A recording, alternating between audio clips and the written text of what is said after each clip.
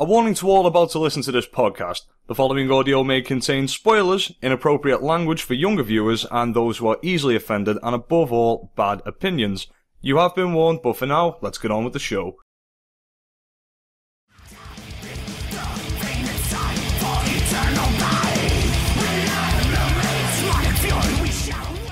Alright, hello everybody, welcome to Reanimate. Today I'm joined by Dave, and it's just us, bullshitting around. Everyone else has flaked out on us and went to bed. Yeah, sleeping problems, glandular problems is what we've been discussing pre-show. Nate can't sleep, it's roughly 20 to 11 in the morning in Britain, and I still haven't gone to bed yet, so... Figured, sleep deprived, we're probably going to have 50 smoke breaks during this entire little rambling, but... That's not a bad idea. I haven't got much tobacco left, I need to go to the show. Nah. So Bleeark, tell me, how you doing, man? Doing alright. On the topic of anime, I just got done watching 7 episodes of Eureka 7, because I mentioned, I don't know if I mentioned this last episode, I did manage to buy the whole show at a local electronics shop for $50. I thought, well, it's on Amazon for $100, so might as well be a good deal, and it's all 50 episodes. For half the price, it's pretty good. I mean, like, you don't need any fancy extras that come with it, as long as the price is reasonable and you get to watch the show, and that's all that matters. Well, it comes with the commentary from all the voice from the two main voice actors, Eureka and Renton. I'm trying to think of if... do you know what? I probably do have extras. I know my copy of Madoka has definitely got some, you know, the previews that they made before the show airs, and they put them on YouTube and stuff like that. It came with all of them, and there's probably some other extras on it, but I'm not too bothered about that. Yeah, no, mine comes with the special features disc, because each DVD case comes with a special features disc along with the episodes discs, and each disc comes with the special features of the voice acting and shit. But that special features disc happens to show like 5 or 6 different shows that Funimation has dubbed, and one of them I noticed fairly earlier today, maybe a couple hours ago, 4 or 5 hours ago. It was called Aquarion EVOL. And I've seen pictures, I've seen GIFs, I've seen video GIFs or WebMs, but like, this show looks pretty fancy. Very lewd, but fancy. Yeah, funnily enough, this week, it's Tuesday today, so last week sometime, I watched episode 1 of it. Well, I watched half of episode 1, and I wasn't a fan of the voice acting. The animation is beyond stunning. It's really, really good. I got halfway through it, the mech showed up, there's all sorts of fighting going on. I thought, oh, this could be pretty cool. And then we go to another scene where they're sitting in some kind of a command room. Then another mech shows up and starts kicking the fuck out of the other mech. And this nun is arguing with this dude, and they're saying like, oh, we can't send both the squads in at the same time. And I'm like, what the fuck's going on? Then a girl shows up in a mech, then another girl shows up in a mech, and all the guys who are in the mechs are like, oh, they're women, and they have boobs. Yeah. And I was like, don't... Hit the X, I'm out of here. The gist of the show is like you can't the mechs can like fuse or something, like what I saw in the preview, and like you can't they look down upon cross gender connections or what have you. Yeah. And it's pretty much one of those standard fucking we've made the sex unisexual, bisexual, I'm transsexual, you know, that kind of thing. So like there's dudes and chicks in this. I don't fucking know the word. Don't you fucking laugh at me. So I'm laughing at how upset the show seems to be.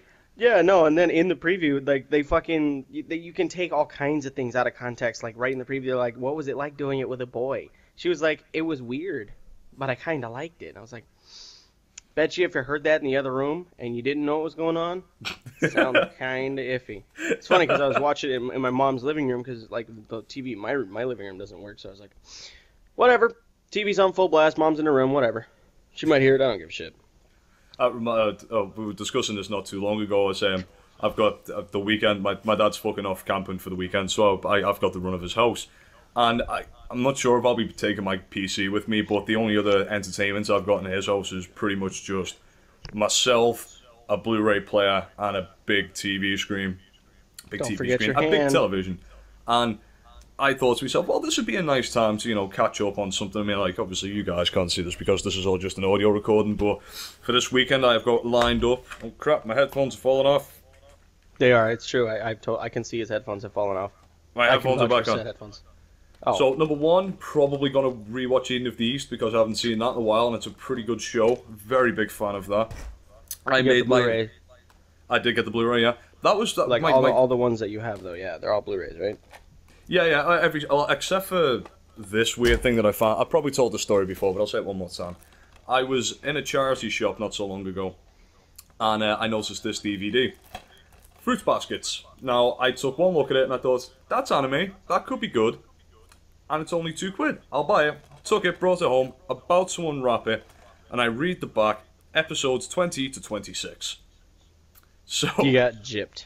I got gypped. So I mean, for £2. Well, I mean, for like $3, you get 4 episodes. That's a good deal because if you think about it, $50 for 50 episodes, that's $1 an episode. So like, I don't know. I'd figure it an alright deal. If I can find the rest of it somewhere, I might consider buying it. But I mean, it looks pretty old. But it's on Netflix. Hold on. It's on Netflix. It's about gender transformation. Think Ranma 1.5. All right then. So that's a show I won't be watching. What? I mean, I could be wrong. I was just looking at the previews. I've never watched Fruits Baskets. I'll have to have a look at it myself. And now for my latest purchase. This was quite a steal. The Girl Who Leapt Through Time. Oh, you got it. I did get it indeed. I've been on survey websites just filling in surveys and gathering points. It turns out I'd earned enough points for a decent sized Amazon voucher. So went and bought this Girl Who Leapt Through Time. That cost me about £7, I think, or closer to £7 and £6 and some change. Oh, that's a fucking deal. I haven't seen this before. Can't wait. I unwrapped it the second I got it, and I thought, damn, I've still got to wait a week until I can watch it. But here's the one thing that I know I'm going to be watching at some point because my cousin hasn't finished it yet, and even if he doesn't want to watch it, I'll probably watch it at some point this weekend, and that is Puella Magi Madoka Magica. And I got this not too long ago. I've seen Madoka twice, 2.5 times, and I was saying to Bleeark just then, I know I'm probably going to end up watching this on a Saturday night. I'll be really drunk, I'll fall asleep on the chair, my dad will walk back in from his holiday, he'll see this on his fucking coffee table. He'll wake me up, fag in his mouth. Fag in his mouth? Yeah, fag in his mouth. You got something to tell me, son? What's this? Do you want to step outside and explain this to me? Fuck off, Dad, I'm gay. Go away, I'm trying to sleep. I'll just wake up and go, you don't know how deep it is, man. Alright, Dad, just wait for the unexpected death. Right, sit down, we're watching the first 3 episodes and I'll be promptly kicked out of the fucking house, probably. Yeah. So I've got those. I don't. Go on. I was just gonna say I've got those 3 shows lined up for the weekend. I have been watching some stuff this week, but I'll let you get to your point first before we jump on that. Oh, I was gonna say I don't watch Chinese cartoons with my family, but I did actually get my mom to sit down and watch Wolf Children with me, like a fair amount of time ago, maybe a month or 2. I've heard good things about that. It's a really good movie. It's like when you go into it, it feels like a furry at first, and I'm not a big fan of the furry thing. I don't know if this is a spoiler for the show, but I'm gonna say it anyway. Is this about the guy who could he can transform into a werewolf at will, and she has sex with him while he's still a werewolf or something like that, and she conceives these 2 children? Well, it's in the beginning of the movie. They explain it right out that he's not a werewolf. He's just from an ancient line of people that have through the times been able to transform into wolves, but they're like wolf-based people. They're not werewolves, they're not violent, they have complete control of their wolf things, but they do have children, and the children inherit these very strange abilities. They're not like superpowers or anything, they're just normal kids that have the inherent ability to turn into wolves. Sometimes at will, sometimes based on emotion. Because they show like the kids will have like temper tantrums, and they'll like turn into wolves when they get mad. It's fairly enjoyable. So it's actually like really enjoyable. It is. It's a movie. Movie, yeah, sorry. Yeah, I've heard other reviews. I think the another podcast you guys should definitely all go and check out, by the way. It's a podcast I endorse very highly. It's called the Anime Addicts Anonymous podcast. You can check them out on www.AAA, as in AAApodcast.com. And I think they reviewed it, and they give it a very favourable review. And those guys' opinions I take above most. So, if you want to know more about the show, request it, leave us a comment, leave it for Bleeark. Bleeark can possibly give it an H rate sometime in the future. And if not, go and check it out on the Anime Addicts Anonymous podcast. Oh, yes. Good show. Yes, very good show. As Bleeark just said, I wouldn't know, because I haven't seen it. Well, it's got really good art style. It's like, I don't know, you remember the original Digimon movie? I guess it would be the second Digimon movie? The one with Cherubimon. Yep, and the virus. I remember that. It looked that's kind a of... fucking hell of a movie, though. Yeah, no, it's actually made by the same director, so... So it looks like that and Summer Wars as well? Oh, wait, no, Summer Wars was the one that... Okay, no, Wolf Children is different. Okay, yeah, no. Wolf Children was the one with the girl who left through time, same director. Who is the director's name? I thought it was Miyazaki at first, but it's not. I don't think that's all. No, it's from... There's either a producer or a director from the girl who left through time who made Wolf Children. So it's Madhouse who made it. It's Madhouse. It doesn't actually say on the back of it. I will Google it in a moment. But yeah, like that, and Summer Wars I watched, and that movie I would fucking highly recommend, because holy shit, the first time I watched it, like... I can't stand that movie. I think it's really bad. It looks really nice, but I think it's a really bad movie. I like that movie, because, well, yeah, that was the one, not Wolf Children, that had the people from the Digimon movie. And it was really reminiscent of it. It felt like a kind of like a Digimon kind of spin-off, but like in its own story, its own different world or something like that, I guess. I don't know. My roommate at the time, AJ, had come home with that DVD or that Blu-ray, what have you, and he threw it in the Xbox. You're like, fine, let's watch it. Just on a whim, 2 a.m, fuck it. It's a 2.5-hour movie, why not? So I watched it, and it was dubbed, and I love the dub. The dub is fucking The dub has got a very, very good cast. It doesn't spring to mind exactly who's in it, but I remember the dub being very, very good. I'd say the art style to it and the character design and the dub cast are the only good things from that show. Apart from that, it seemed really, really awkward. I'm definitely not a fan of that movie. It's a bit too silly and a bit too over the top. A bit too, yeah, definitely a bit too over the top. But as we know, I don't like fun. I don't like over the top things. So that kind of show wouldn't appeal to me. But the one thing that really did stick out in my mind in this movie was when that really old fat woman just whips her tits out and starts breastfeeding the child. I'm like, right the fuck then and there. I was like, did that need to be in there? Did it really? No, I don't think it is. Does it though? So the whole premise, well, not the whole premise of the show, but one of the end battle, as it were, in the show is there's some kind of computer virus that's attacking this big online media site. It's kind of like a mega Facebook. Everyone's got their own online avatars. They can exchange money through it, stuff like that. And then we've got this big virus that's coming along, and it's just deleting. Oh yeah, I've just. Sorry, I just realised that somebody can just join this call at any given time. This could be fun.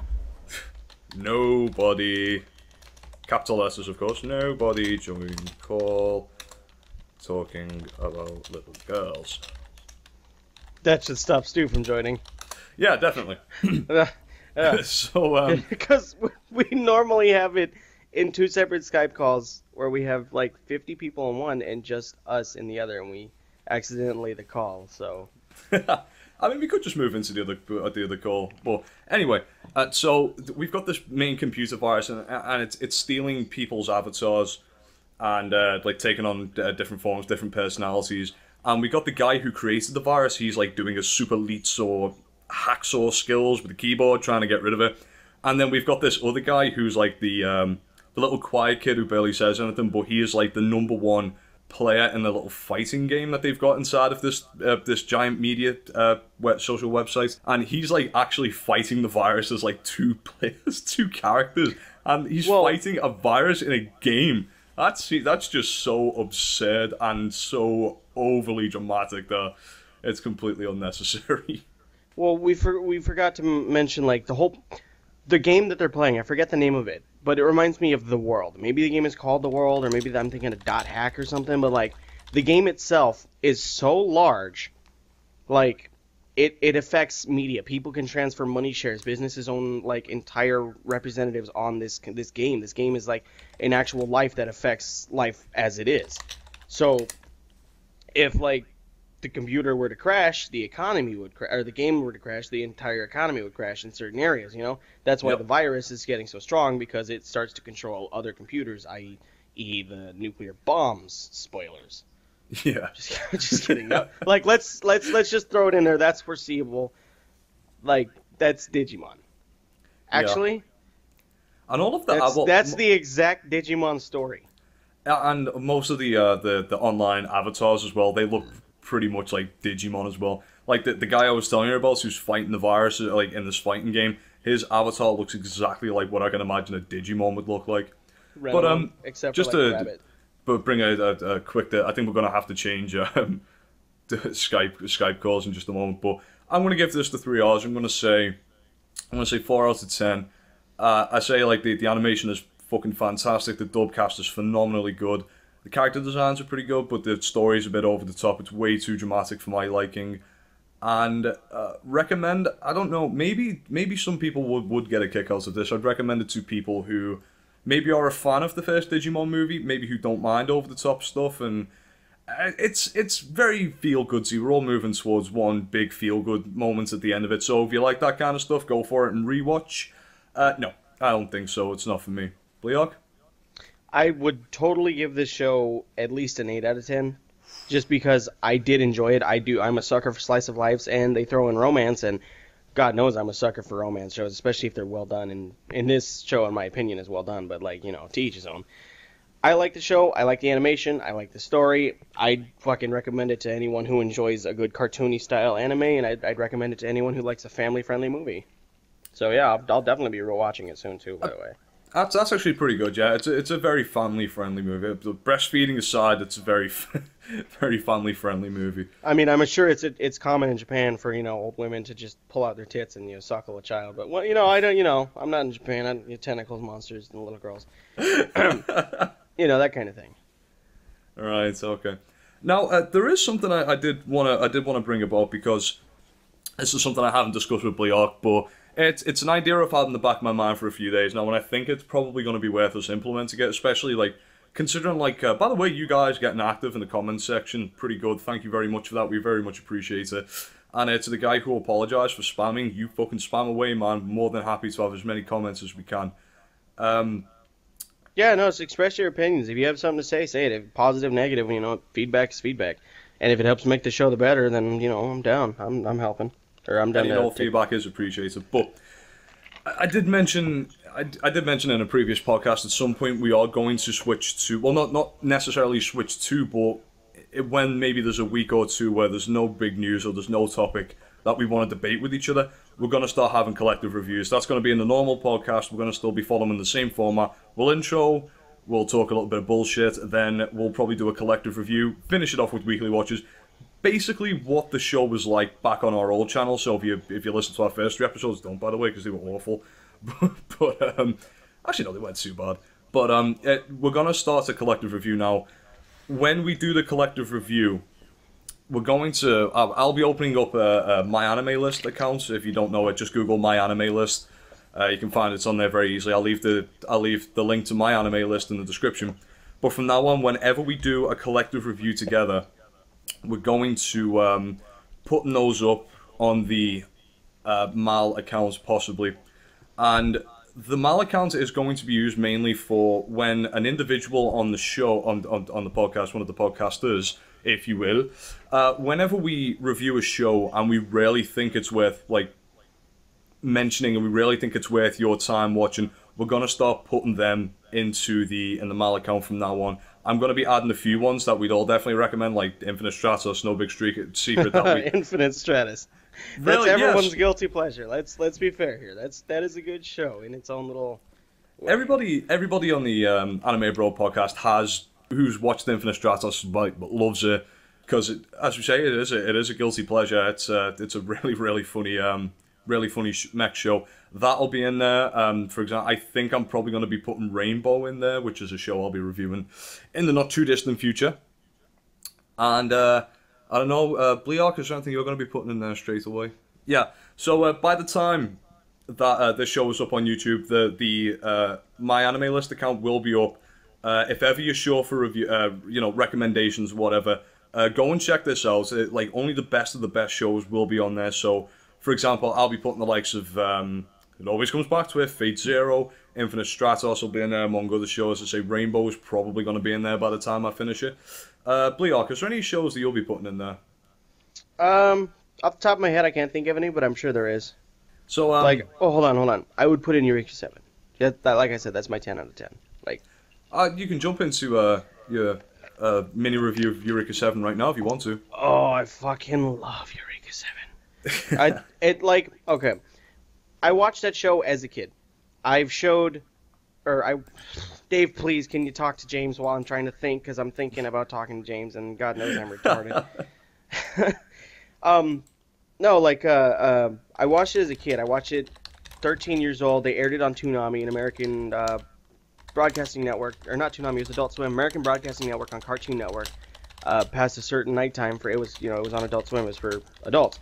But the Anime Network was for, I don't know, the post-Family Guy style shows, right? So they showed Eureka 7, and I was like, okay, I started watching it. At the time, I had a TV in my room. I was 12, 13, whatever, and I started watching TV in my room when I went to bed, because I always had the radio on or something, because I'm fucking retarded, can't sleep in pitch black, pitch dark. So I watched the show. Episode 1's on. I was like, fuck, I caught the show on a great time, so I started watching the show. Maybe because they showed it every night. I watched every episode, and I started recording it on the DVR that we have out in the front living room. And every morning, I would wake up fucking 4 in the morning. I'd watch it, and then get ready for school. And fucking come the 50th episode, it was so well done and so heart-wrenching. No spoilers. That I legitimately went to school that day, 7th grade. I remember this story, yeah. As an empty shell of just pure emotion. Oh, I gotta pull out the cigarettes for this one. Fucking... I've tried to review it before, but at one point or another I want to do like an actual review, a full-on description of the show. But I want to leave it right now at... The show has the romance, it has action, it has comedy, it has really well-done character development, in my opinion. And the dub, I really love the dub. If there's one thing I can just throw on this as well, I remember... I forget who I was listening to talk about this, but what they were saying was, like, they were having this discussion, and it was saying, like, what is your favourite romance anime? And then, like, a couple of people took it in turns. We had the obvious ones, Clannad, F for Tale of Memories, those kinds of shows. And then this guy like comes across and says, well, my favourite romance in an anime isn't actually a romance anime, and it's actually Eureka 7. And yeah. So that's a pretty big compliment, like, considering it's mainly like an action-adventure mecha show, is it not? Mm-hmm. It's mostly mecha. It's mostly like the story revolves around the mecha and Nirvash. the Nirvash is the Type 0, the first mecha ever found, the prototype to what was eventually made to be all the other robots. And it has things to do with Corallians, these foreign universe kind of creature aliens that are like rampantly destroying the planet that they're on, which seems to be like, I don't know, a foreign or like a alternate universe Earth, because it really resembles Earth, and they make references to Earth places. But like I said, like these creatures are just like destroying parts of the planet, but like spoilers and spoilers and spoilers, and then the Corallians aren't really bad guys, but they're not really good guys. So I'm not gonna say too much more about that. Because I really do want people to watch the show if you haven't already, you know. Story's really good. It's really we're going to hang on until you have a full review of that before we can actually, you know, give it the 3 hours and whatnot. Yeah. Okie dokie. Alright, okay, so, got a review here. It's not exactly a small one, but we did just want to record and just see where we can and what we can do in this recording, just as something, in case we can't get an episode out sometime in the near future, which, as far as I know, the next episode we've got coming up is going to be episode 9, and we are going to be doing our summer anime impressions and what we think up to now. That's going to be on the next episode, but for this one, I have a mini review for you. So I mean, like, there's a lot of things in this anime to spoil, so I'm going to try my best just like give a brief synopsis, go over the characters I liked and didn't like, which was many, and give you my final scores on it. The show I'm going to be taking a look at is Shinsekai Yori, or From the New World. It's a drama, superpower sci-fi show. It's an adaptation of a novel written in 2008 by Yusuke Kishi. Mitsubishi Suzuki. Yeah, that guy, the car man. The studio in charge of the show... man. The studio in charge of the show was A1 Pictures, and it was directed by Masashi Ishihama, I think, who's directed a few shows before, nothing too major that I know of. He's also had a hand in other shows as well as like directors, like single episode directors and stuff like that. But again, nothing too major that pops to mind. The show is set in a very small group of villages in Japan. It takes place a long fucking time from now. even though it can look to others like it could even take place in the past or even in the present.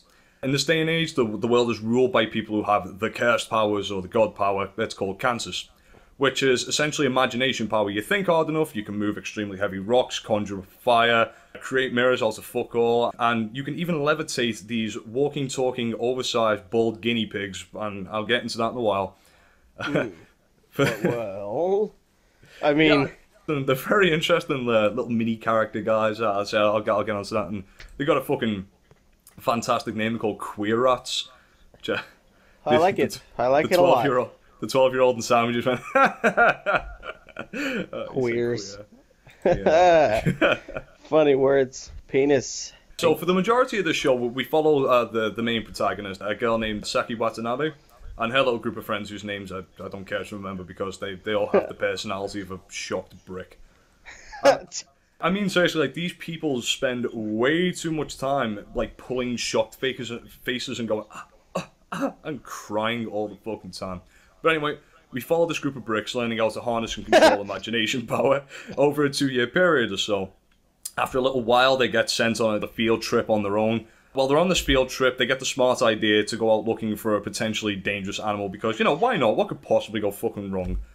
Well, who'd have thought trying to capture a dangerous animal could possibly get you killed? They captured this Charles thing... Manson was behind this entire thing, wasn't he? Oh, man. Okay. It gets even better as well. So they capture this thing that I can only describe as a multicolored translucent gelatin capybara with spikes on its head. It's so my dinner. Unfortunately for the thing, it was no match for the giant crabs that these little children had turned into their slaves using their mind power. Anyways, mind powers activate. I love this so far. Keep going. Anyway, so the gelatin capybara is called False Minoshido. It's essentially a talking library. It has thousands upon thousands of books stored inside of its memory bank.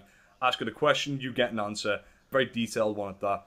And they learn a lot about the society that they live in. Like, there's barely any technology. Like, they do have electricity, but they're only allowed to use it for certain things. They mostly try and just use their powers just to try and make society run in a certain way. Again, to explain why that is, I would have to go into spoiler.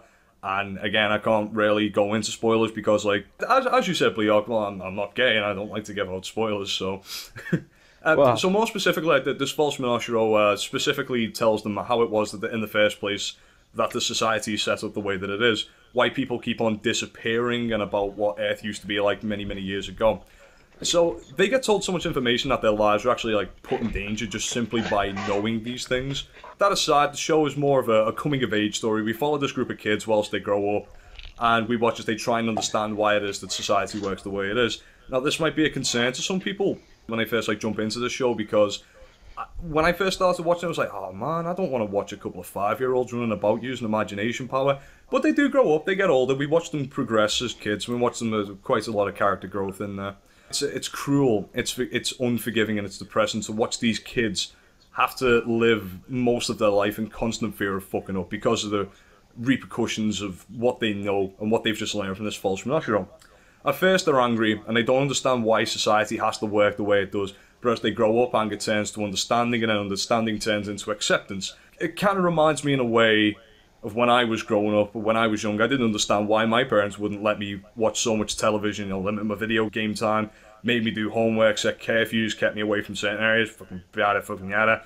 But, you know, as a teenager, I know they did this to keep me safe, and to give me a good start in life, and as an adult, I completely accept that what they did was kind of in my best interest, and this is kind of the same thing that's going on in the show. Like, the more that they learn about this world, the more they're pissed off. In the end, they just generally come to accept it. I want to point out, like, as an elaboration, like, they know their powers are based on their imagination, yeah?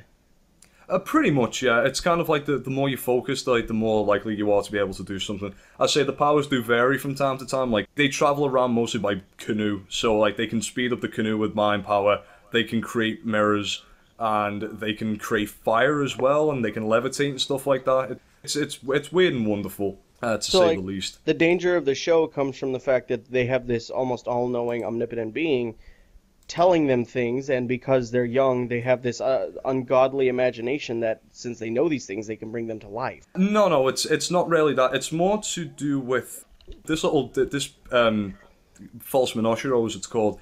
It doesn't stick around for very long. Like as soon as they learn all of the information that they're not supposed to know, some other guy shows up and kills it, and then that's when they realize they're in trouble, because depending on how the elders of the village react, they can either, one, have their abilities taken away from them, because it is possible to take the powers away from them, or if they think they're going to be a potential danger in the future, they'd simply just get rid of them. That's how bad it is. If somebody in the village, like earlier on in the show, they're playing this weird game where they can control rocks and they have little mini battles with the rocks and stuff like that. The rules are simple enough to follow, but they say there will be serious repercussions if you cheat. Now, this guy from another class decides he is going to cheat during this little contest that they're having, and he just disappears off the face of the earth. Nobody knows why until they meet that false Minoshiro. And then that's when they find out that if you're like a bad seed, the village would just rather, you know, have rid of you instead of like keeping you around, just on the off chance that you could turn bad if you go and set that's the best way to like put this, heavy government control. Like, you ever read pretty the book much, The yeah. Giver? I haven't, no. Oh, the government control. You know too much, to kill you. Spoilers. Yeah, it's pretty much that. But because with having this information, there's a chance that they could become some kind of a demon. This demon is like, with their powers, they've got something called the death feedback. So if they use their powers to deliberately harm another human being, they'll get death feedback. They'll have a heart attack and they'll die themselves. That's to stop people from using the power to deliberately hurt people. But if a person's mind becomes so corrupt, the death feedback stops working. So if they feel that you're going to become a demon, they'd rather just kill you straight off the bat, instead of risking you turning into some sort of horrible demon and killing people in the future. I like it. I like the premise of the story. So, here's the thing, I was saying then about how I understood why my parents did this to me when I was a kid. Like, normally, if I broke the rules, I get grounded or whatever. But, yep, reality is, if they fuck up, they could potentially be killed. Harsh reaction, steal a cookie from the cookie jar, you die. Logical reaction. Oh, of course, yeah. So normally, like in a coming of age story, there's like a happy ending or moments that just make you feel, gives you the warm fuzzies inside and that. But this show gave me none of that whatsoever. With the exception of one scene, there wasn't a single time during the show that I smiled, that I felt good, relieved, happy. Every shock or plot twisting moment in the show just made me feel worse, because somebody had either died or somebody was put in a really difficult situation that you couldn't see them getting out of. It's a really strange show. I watched the entire thing and I enjoyed certain aspects of it, but it how really many did ever episodes make me is feel it? good. 24. Oh, I was thinking like 50 for some reason. I'd say, just to give it some compliments, I'd say I think the soundtrack was probably the highlight of the show. It wasn't exactly the OST itself as a standalone. As a standalone, it was a masterpiece. It's just like every piece of music in the show just like fit in perfectly and added to the scene much more. But again, wasn't a masterpiece. Highlight for me was the ED. I forget who the artist is, but I'd highly recommend, if you can go on YouTube or whatever, type in Warata Ringo. I'll put it in the description below. Like, go and listen to it. It's a beautiful little acoustic number, and it had the honor of being number 2 in my top 10 favorite anime EDs of all time. And you didn't see that because we got pulled up for fucking copyright. So, sorry about that. I blame Aniplex. 100%. I'm sure the guys and gals over at A1 Pictures are just jumping with glee that I gave them this fantastic honor. But yeah, the animation was hit and miss. There were times that it didn't seem fluid at all, but it was so bad at one point. It wasn't so bad to the point where it'd make it lose marks, but the scenery fucking is gorgeous. Like, the background images are just phenomenally good looking. The one time in the show I mentioned them before where I did feel good and shocked in a good way was during the early stages of the show. They went off on this little field trip. 2 of the crew went on a little boat trip during the night time, and one of the characters used his cantus to make the water really, really still, and it reflected the night sky perfectly. And it's just one of those things that happen in anime where you just sat there, it happens, and you're like, wow, can't say anything kind of thing. I just want to throw this out there as well. I'll have to avoid spoilers here as best I can, but also say is keep an eye out for episode 8. It's not to say I don't like or I'm against the thing that happened in episode 8. It's just more of the fact that it just came out of nowhere and it was thrown in there for no reason whatsoever. All I will say is this show has the gay. Alright, hold on, I'm gonna go buy that right now. I'd say like I've not got any problem with that. It's just the fact that it's just kind of like bang, right there you go. There's the gay right there for you. The gay. No reason whatsoever. We're just gonna throw that in there. You take it or leave it. I'll move on to the characters. As I said earlier on, obviously our main character, Saki, she was interesting. She goes through quite a bit of character development and ended up for me being pretty likable. But funnily enough, she was the only interesting human character. The other characters that were much more interesting were actually called queerats, like those little walking, talking, baldy moles or guinea pigs I mentioned earlier on. These things are intelligent creatures. They're about the same size as a 10-year-old maybe, and they do just look like giant moles with no hair on them. Some of them look different, but mostly they're all baldy. These creatures were created for the sole purpose of serving humans and doing all the dirty work. Squealer was probably my favourite character. I went from liking him to hating him, back to liking him again this whole time, not trusting a damn word he has to say. Again, can't go too much into detail, I have to keep repeating myself. The actions he takes, the explanations to his actions, and the queerats being, shall we say, less than satisfied with their position on the food chain. They made the second half of the show totally worth watching. And we know what season 2's about. Fucking rebellion. Pretty much, yeah. Well, spoilers. I was gonna watch that. BRB ordering cancelled. You can kind of see it happening. But anyway, on that note, I just want to wrap this shitty little review up. It's dark. It's depressing. I just thought, with there being so many low points in one show, it'd have some kind of build up to one big feel good moment. Some of the human characters do have little to brick personalities. The soundtrack's great. The final few episodes are brilliant. The animation on the whole is pretty good. Others would argue it's amazing, but I don't think so. I mean, if you're curious, feel free to check it out for yourself. The concept as a whole is really unique and interesting. Not an amazing execution, I would say. On that note, I'm going to rate it a 6.5 out of 10. It was the soundtrack, the scenery, and the second half of the series that gave it that above average rating. Recommend, I'm not really sure. It's a very artsy kind of show. It's definitely got a unique look to it. It's interesting for sure, but I've never met that guy who was asking for a specific recommendation, and this show was the one that fit the bill. On the other hand, I think you have to go and watch it and go into the spoiler territory to like fully understand everything the show is about. So, I don't know, if your to-watch list is a bit barren, or if you're not in the mood for anything in your watch list, give this a go. It might just surprise you. But the caveat to this recommendation is, if you do decide to watch it, you need to, in my opinion, go beyond the 3-episode rule. Like, give it somewhere between 8 and 10 episodes. And rewatch? Absolutely not. I think one was enough. That just about wraps up my first ever full review. Alright. Megostar. Hold on. Thank you. I'm fapping. And for my next trick. Next week, I say next week, whenever the next show comes out, me and Bleeark are probably going to do a joint review on the Pet Girl of Sakura show. I'm going to have to rewatch that, I really am. I've got a review for Ananatsu the Mataru, which is a very, very good show.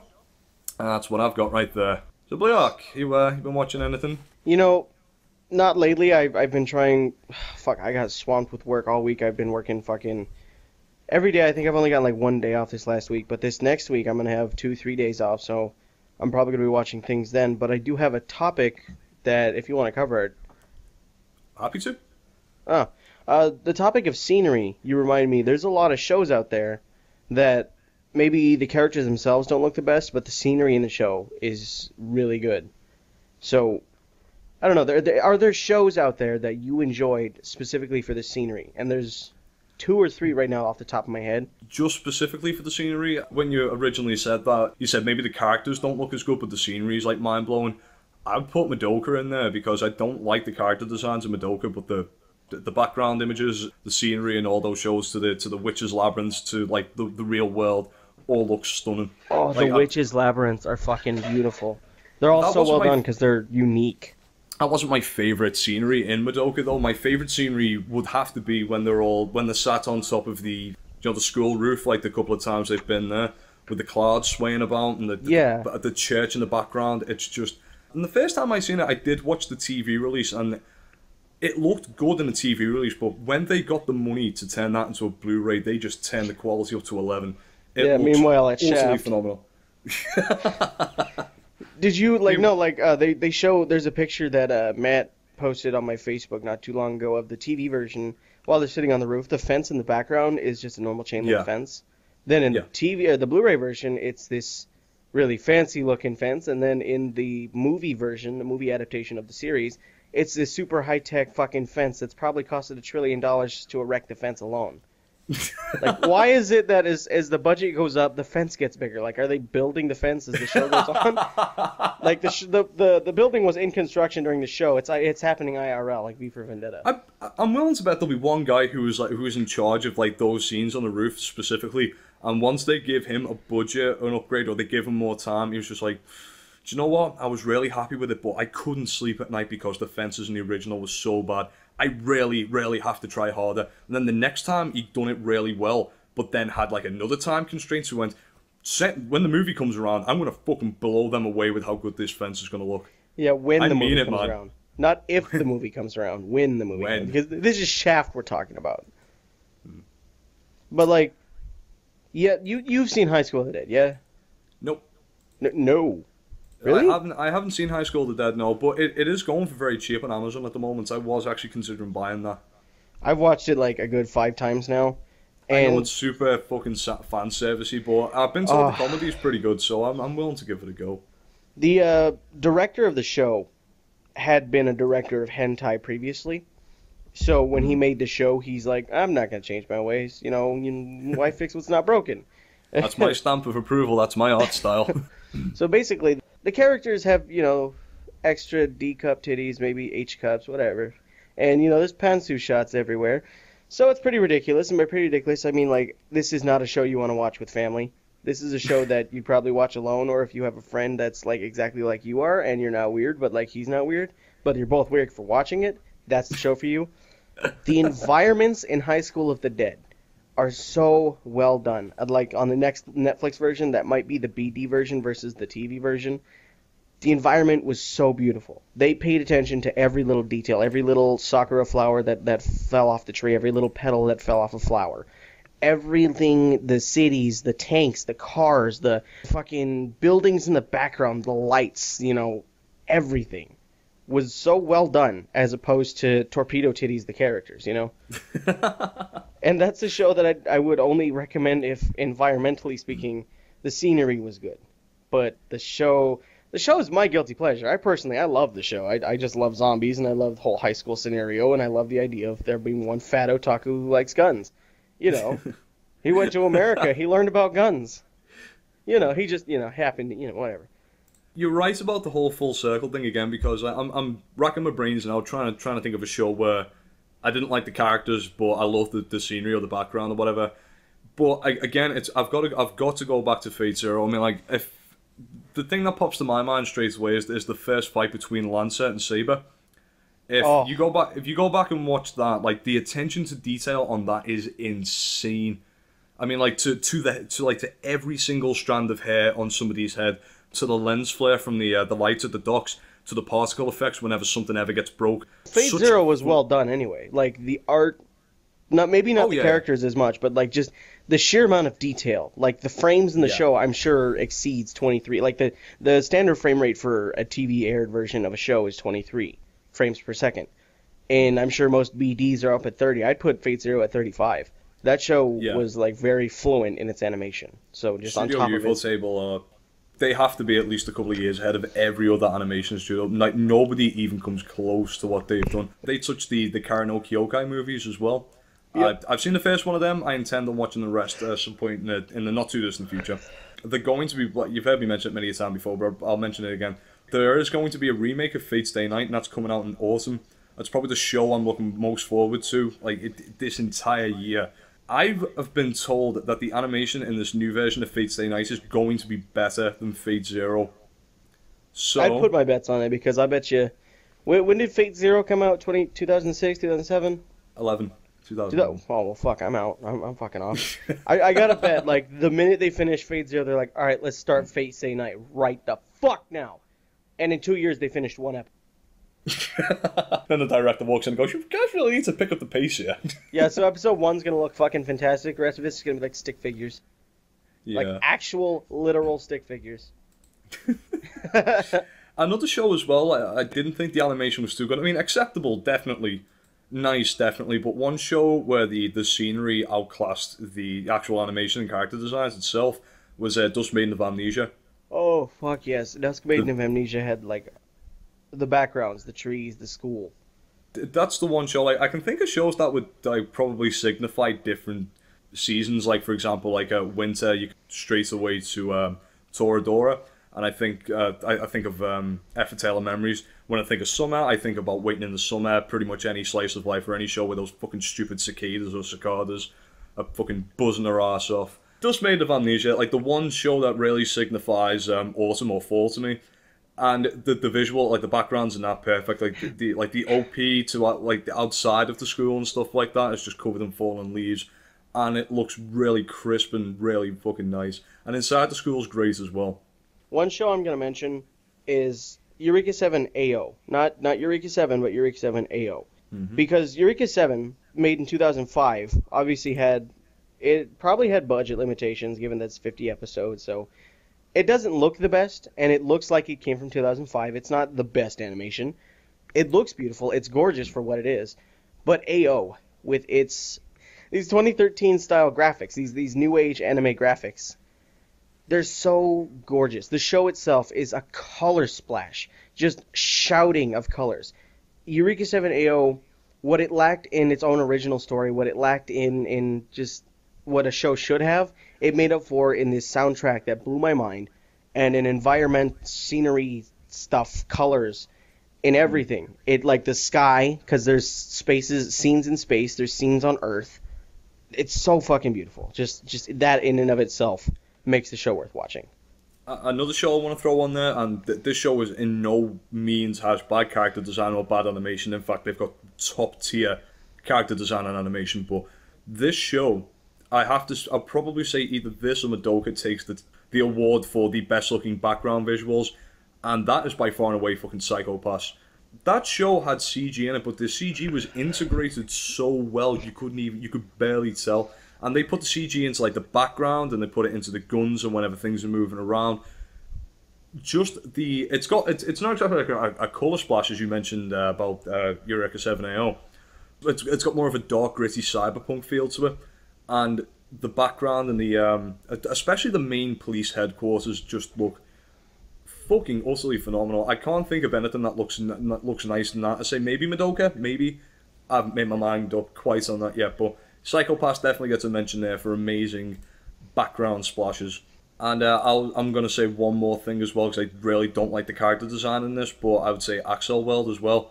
Wow, fucking hell, we've been going for a solid 53 minutes. We could probably wrap it up now, because like, yeah, we covered a good amount of topics, and this episode might not have been so funny, but it was nice enough to just have like a solid conversation about some shows that's not just a nice solid conversation, a nice topic to pick up on.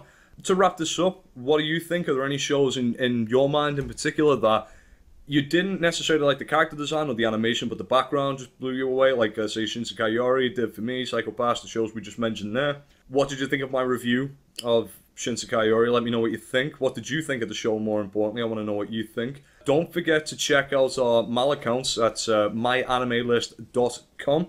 Give us a like on Facebook. That's where you're going to find out most of the news that's anime abroad related. I want to point out that I want to try and get our Twitter up and running again, because like we have our Twitter, we actually have an Anime Abroad Twitter, but we don't have like a host or a king of the Twitter right now, so we're probably going to enact Cal, who actually uses Twitter enough so that we keep, because there's people who don't like Facebook, and I know there are people who would prefer Twitter over Facebook, so if you so desire, we're going to try and keep our Twitter updated as much as we are on Facebook, or at least that's what I want. So follow us on Twitter, give us a like on Facebook. That's probably, you'll find out anything related that's going on. We ask questions on there all the time. We don't necessarily get replies back, but sometimes we do, sometimes we don't. My name is Skye. Thank you very much for listening today, and I've been joined by Bleeark. Goodbye, guys. I'll see you in the next episode. I will see you next time on the next episode of Reanimate.